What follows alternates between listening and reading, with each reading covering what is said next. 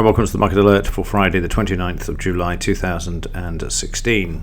So yesterday saw the market trading with a bit more volatility actually. This first bar here just under 50 points and then trading back. So nice to see a bit of momentum returning to the markets, having had some very narrow trading days over the last few weeks. The market traded sideways and then lower in the first part of the session, and we went into what is generally known as the quiet part of the session. We see prices trading sideways there. I didn't think we were going to get any trades, but then in the evening session we had a buy signal, and then we saw the market moving to the upside there. And you'll see prices taking out the 18,450 level, which is the blue line, in just a moment. We had a few more signals in between. You can see there we had a sell. Price is just hitting and the market finding this as a resistance area before eventually driving through and then onto the scalp level there. As prices traded sideways, we had a sell signal as the market came back, and then this was superseded by a buy signal. So you can see how sideways the market was as it oscillated between buy and sell. You can see another potential sell there.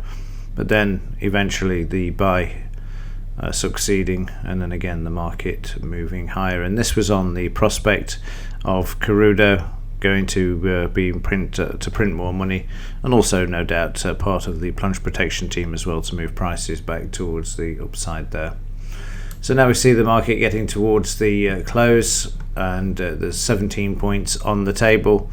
So again, you shouldn't have actually come out of this trade with a loss, because the market then came back, as you'll see there, towards 9 o'clock, and finishing the trade with a potential loss. So there was a profit on this trade.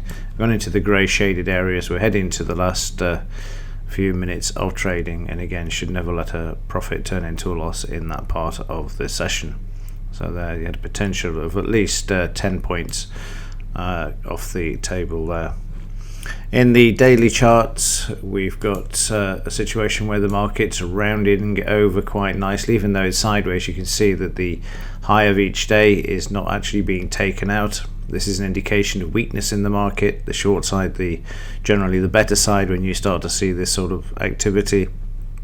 Again, the volume has picked up a bit in the last couple of days, but we've had the FOMC meeting, and then again the market waiting for the Japanese, whether they were going to print or not. And just in case you've not seen the news, they decided against it, which is a bit of a surprise, and actually one of sanity in my opinion. It's about time they stopped doing all of this nonsense anyway and going into negative rates, because it isn't going to work. It will never work, and anybody with half a brain will tell you it won't work. You cannot get out of debt by printing more debt and trying to stimulate the economy. It simply will not work. So it just goes to show you how bright these people are. But that aside, you can see there the market rolling over and trading sideways there. Big news today is not when the markets are open, but when they're actually closed. We've got the EBA bank stress test results out. This will be very interesting both for the Italian banks and also for Deutsche Bank when this is announced tonight. We could see all sorts of things happening over the weekend.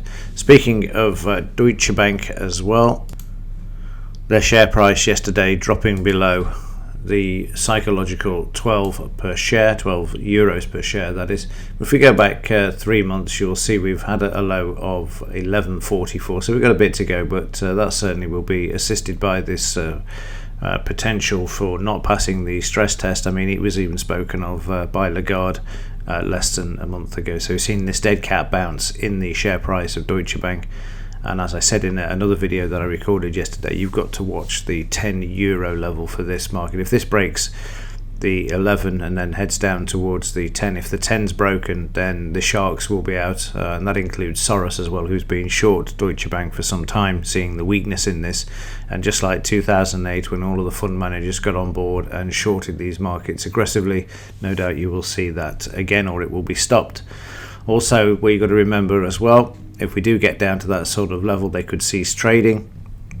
The actual share, which Barclays have done a couple of times this year as well, on the stock exchanges will also, again, there's all sorts of things they will do to hold that price, but it's one that's well worth watching at the moment, in particular the fact that they had a 98% drop in the profits from a year ago, so definitely in a bad way, and again, only time will tell whether they can stay the course or not.